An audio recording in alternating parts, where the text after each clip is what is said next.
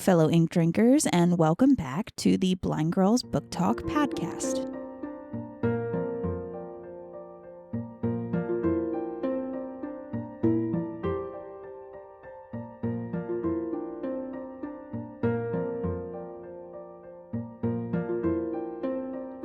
My name is Aria. And I'm Belle. And we are two sisters who love reading and love books. And so what we've done is we've created this show to talk about our thoughts and opinions on different books that we have read, all kinds of different topics. Essentially, it is a variety show. So we have talked about bad retellings of stories, book theories, book to movie adaptation comparisons. Really, the list does go on here. But today we're actually doing one of our book theories. And in today's episode, we are going to be talking about the Inheritance Games.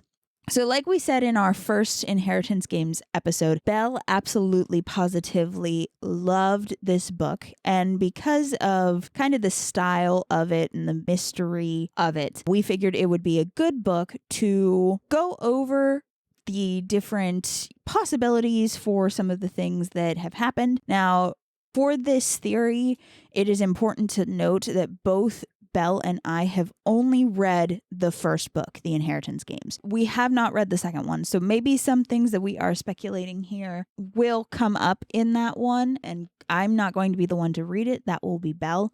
So if we have something that contradicts something we said here, we can always come back and talk about this again, but we just kind of wanted to do our first kind of thoughts on it, or Belle did. So without further ado then, what theory exactly are we covering today, Belle? And what are your thoughts? Just walk us through it. Okay, so even upon just reading the synopsis of the back of the first book, it becomes very clear that the biggest question is, why was Avery? Wait, is it Avery? Yeah, because her name is an anagram. Yes. Her name is an anagram. Yeah, it's Avery. Anagram. Yep. Anagram. Yep, that's the one. Avery is picked by this unknown billionaire that she's never really met. And she inherits everything. He writes his family out pretty much. And he's like, yep, it all goes to her. Minus a couple things here and there. Yeah, a couple little things. But otherwise, it's all hers, baby. Yeah. And so the biggest question is, why was she picked? Which, again, you don't find out in the first one. There is a second one. Now that I'm back in my apartment, my college apartment, and I have the second one here with me, I can finally read it, and then we'll do an update on this theory after I read it, and we'll see if that continues to the third book. Yes, this will become a little bit of an ongoing thing for us. Now, what are your thoughts then on why did he pick her? I honestly wanted to hear your thoughts first. Okay, well, all right. So my thoughts on it are a little mixed, right? Because spoiler alert for this book. So if you haven't read it, go read it, come back, listen in. But essentially, towards the end of the book, Avery finds out that she met this billionaire man once. And she was kind of sitting at a diner. She was building a sugar packet castle. Her mom came over and said her full name. And the billionaire guy kind of took notice of it and was just like, oh, that's your name. Huh, that's pretty cool. And that was it. Right. So then she kind of goes through this almost existential crisis of, I was picked just because of my name, just because of the letters of my name, and because of when my birthday falls, because her birthday also falls on a pretty important date in the boys' lives. And for me, that is too much of a coincidence. I don't think that it's just that. I think that's her just having an existential crisis. I think that he might have been interested in her name. Right. And then he started looking into her because he has billions and billions of dollars and he can essentially get the CIA to look in on them. I mean, not really, but not essentially CIA, but he could have hired a private investigator. Yeah, essentially he can find out stuff about her, and I guarantee he just kind of was like, you know what? She could play, because he liked to play these kind of mind puzzle games and that sort of thing. And he could tell that she was a very logical minded person. You know, he probably did see kind of some of the bad things that happened in her life. So I think that it very much was I see your brain and how it works. And it's kind of like how I've kind of trained my grandsons to think, or how I've been trying to train my grandsons to think. And so I think you could run with them, and I think you could take them on. So I'm going to give you my money. That's kind of my thoughts on it at this point. Now, that being said, I will say too, I think the fact that, and this is again another huge spoiler alert, in the beginning of the book, she's playing chess with this random homeless guy. And when you get to the end of the book, you find out that this random homeless guy is actually the long lost, well, he's supposedly dead, but the long lost son of the billionaire dude. So I feel like there's something there too. You know what I mean? I feel like that has something to do with it. But those are just my opinions. Granted, I am not that deep into it like Belle is. But as someone from kind of who's read the book and has kind of more of an outsider perspective, that's my thoughts on it. Honestly, my thoughts kind of mirror yours. I feel like she was more picked for her brain because really, as soon as they met, he was kind of just like, your interesting name and everything. And they kind of talk about what her name is. Yeah. And also, too, like, she was building a little castle out of sugar packets. Like, normal kids, they go for like the little creamer cups. You know what I mean? Like in a diner. You don't go for the sugar packets. So I feel like that kind of speaks to something, too.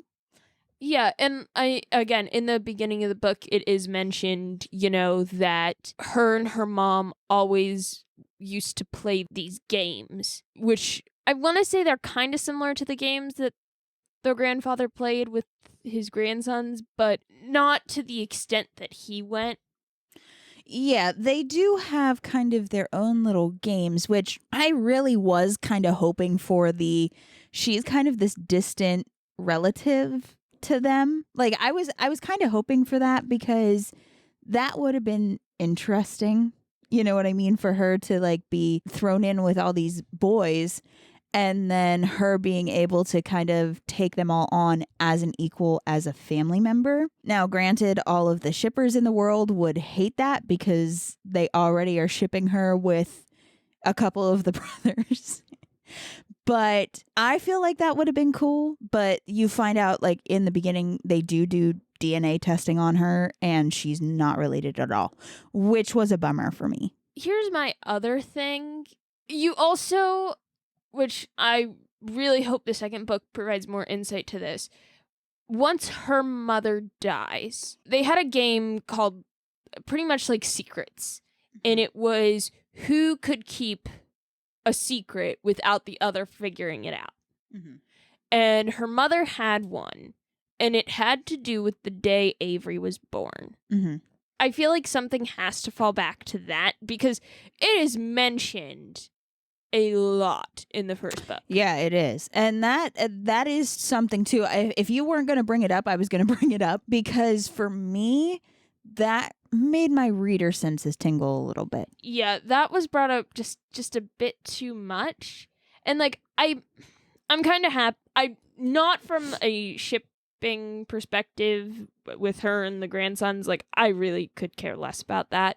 But I'm just happy that she's not related to them, because then it's an outside force who's taking on these 4 guys, and she's just like better than all of them. Yeah. Because like even Jamie says she was to get the keys to the estate. He gives her the key puzzle that all of the grandsons had been given. And pretty much it's a ring of keys and what opens the front door. Yeah.